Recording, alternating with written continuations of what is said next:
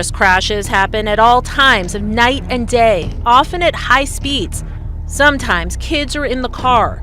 Authorities try to intervene, like when a trooper used a pit maneuver on Loop 101 in Scottsdale back in August. 5 pit! But it didn't stop the driver. We need to get a helicopter. He's gonna cause a head-on. He ultimately crashed into several cars, injuring 4 innocent people. Oh no, oh no. Then there's this catastrophic head-on crash that ended a police chase in Tempe back in 2018. And all of a sudden, I saw the vehicle that was in front of me. They just sped out of the way. Police tried unsuccessfully boxing in the suspect. He sped away. The driver he hit told investigators she never saw it coming. And I saw like a reddish, maroonish color SUV just slam directly into me. She suffered a broken hand and foot, but others haven't been as fortunate. The man in the pickup was ejected and killed, an innocent victim of circumstance. This is the aftermath of a high-speed police chase that turned deadly. It was devastating because you don't lose a kid, you know? It's not right, and especially that way. Ronnie Papanikolas was 31 years old. He was the most loving, generous kid that you could ever imagine. Well, to me, he was a kid. He wasn't, though, but he would do anything for anyone.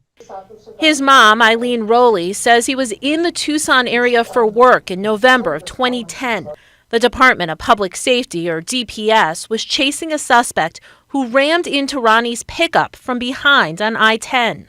To know he was doing everything right and was just in the wrong place at the wrong time? Yeah, that's he pulled over to the right like he was supposed to, and it shouldn't have happened. It just shouldn't have happened. Eileen hired attorney Nasser Abu Jabara and sued DPS. Abu Jabara has handled several cases like this and claims troopers should never have been chasing the suspect, Joel Mirando of Tucson. They pulled him over for a traffic violation when he sped off. Troopers followed. They could have found him very quickly. And if he didn't engage, Ronnie would not have been involved in that crash. According to the Fatality Analysis Reporting System, or FARS, Ronnie was one of 3 innocent bystanders killed in police chases in Arizona in 2010. Since then, the number of police chases has climbed, along with the number of deaths. In 2021, 10 innocent people died, none of them involved in the pursuits. It must be difficult for you. You have to deal with these families and you see it again and again. It is the most difficult part of this job. A new report by the Department of Justice recommends that pursuits should only take place when an officer is aware a violent crime has been committed or when the suspect poses an imminent threat to commit another violent crime. Dozens of local, state, and tribal law enforcement agencies support the findings. It's not as though we're saying don't ever pursue, but we're saying if you're going to pursue, make sure that it is for the right reasons. Chuck Wexler is with the Police Executive Research Forum, which helped develop the report. Make sure there's adequate training, there's adequate supervision, and you're prepared. Now, according to DPS policy, the trooper shall terminate pursuits when the risks outweigh the need for immediate apprehension of the suspect.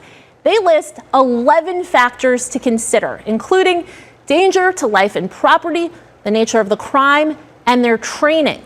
But ultimately, the decision to chase is largely left to the trooper. The rules that we give our police officers just aren't as clear as they should be.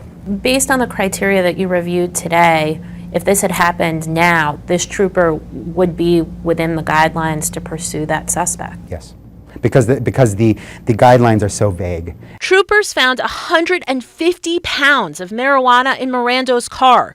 Jurors convicted him of possession and transportation of the drugs, along with criminal damage and fleeing from law enforcement. But they deadlocked on all charges connected to Ronnie's death.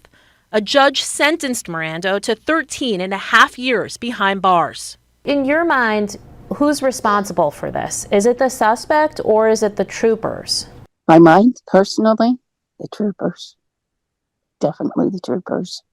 In the end, Eileen settled her lawsuit with DPS. Does it get any easier? I can't say it gets easier. It kind of gets more like a doll feeling. I'd rather have my son back than the money.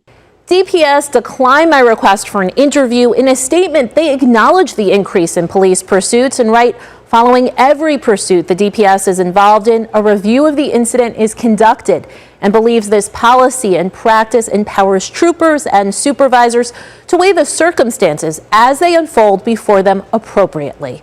Amy Cutler, Arizona's Family Investigates.